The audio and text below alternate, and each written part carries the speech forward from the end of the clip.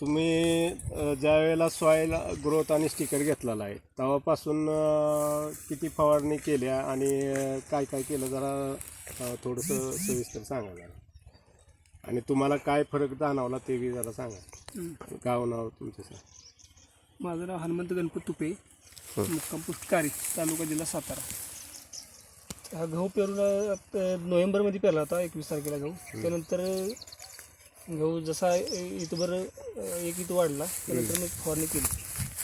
मग त्यानंतर मग जसं त्यानंतर एक गोडगावर आला, त्यानंतर एक फवारणी केली आणि पोटऱ्यात पडल्यानंतर एक फवारणी केली. आता बाकी ह्याला आपण बाकी दुसरं कुठलंच खत वापरलेलं नाही, फक्त या फवारणीवरतीच हा गहू आलेला आहे.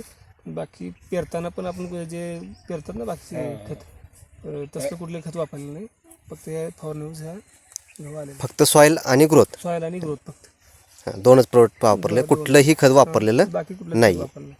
बरं, मागल्या वेळेचा तुम्ही कधी पेरला असेल याच्यातच गहू, त्याच्यात आणि आत्ताच्यात किती तुम्हाला डिफरंट वाटतोय?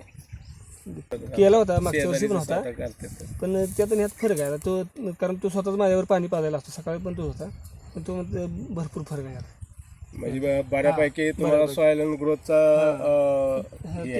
तो स्वतः पण म्हणला की आपण पुढच्या वर्षी औषधाचा वापर म्हणला त्याला पण करूया म्हणलं. पण त्याचा पण आता गहू खाली आहे, त्याच्यात ह्यात भरपूर फरक आहे. त्याच्यात त्यानं बाकी खतं वापरली, ती पाणी सेम चाललेलं आहे. तर काल पाणी पाजलं, आज म्हणजे दोन्ही वावरांना जमीन सेम आहे, पाणी सेम दिलेलं आहे, पाणी सेम दिलं. आपल्या सॉईल ग्रोथ वापरलेले आहेत आणि त्याच्यात फरक झाला. फरक आहे बऱ्यापैकी फरक झाला. बऱ्यापैकी फरक आहे. आणि बरोबर आहे. ठीक आता आहे. फरक आहे. आपण सोयाबीनला पण हेच वापरायचे. सोयाबीनला आता कारण बाकी आता दुसरं पीक काय आहे ना, सोयाबीन आणि त्यानंतर ही गहू किंवा ज्वारी.